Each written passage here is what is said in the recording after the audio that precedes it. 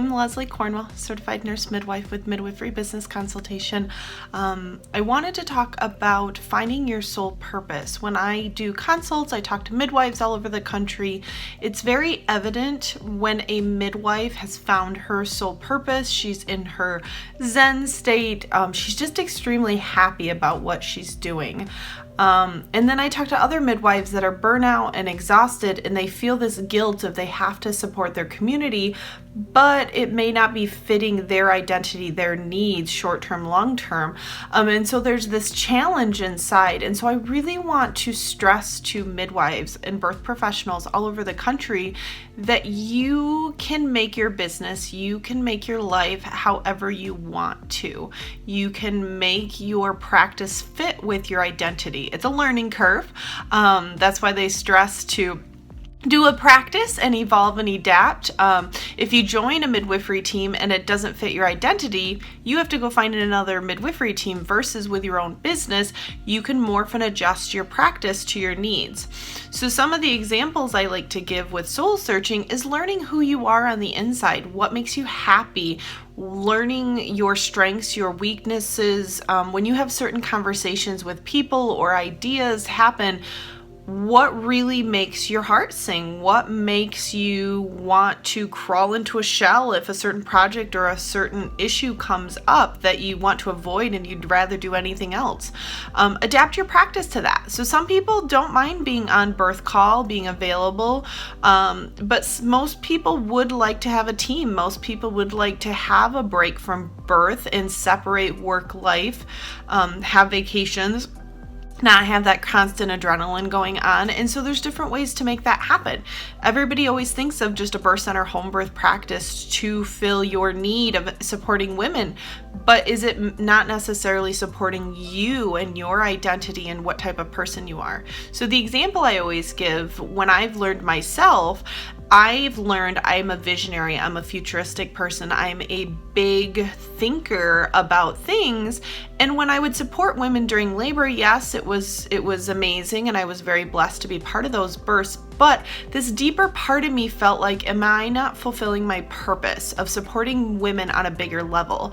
I'm just changing this woman's birth experience, but am I really changing the entire country and world's opportunity to access to midwives and services? And so there was this torn feeling about wanting to create systems, but doing it where I'm not exchanging my own time for those systems. I'm inspiring other great midwives. I'm inspiring resources and services that are going to help other midwifery practices be really successful. And that's how I got into Midwifery Business Consultation, and I'm loving it.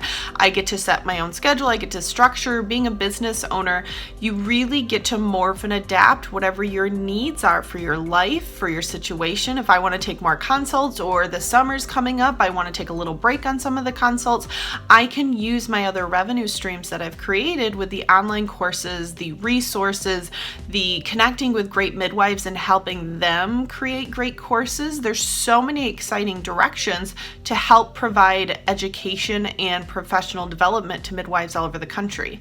So I want to go back to just thinking, what is your soul purpose? What makes you happy? What projects can you not stop working on?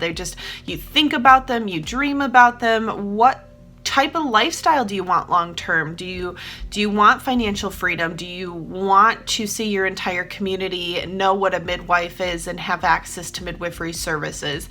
Do you want to lobby and be able to get access and reimbursement and change in the bigger level so that women can be able to access these services?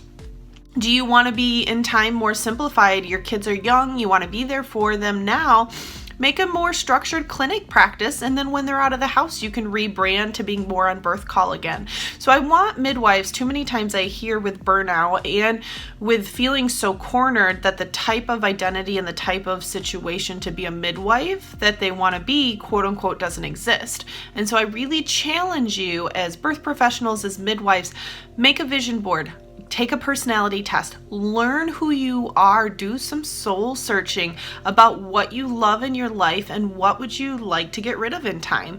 And then make your business, make your structure and your vision and your values based on that timeline and that end game that you want to be have in your life. So I challenge you today, take some time finding your soul purpose, meditate, do just some internal thinking about where do you want to be 6 months, year, 5 years, 10 years from now.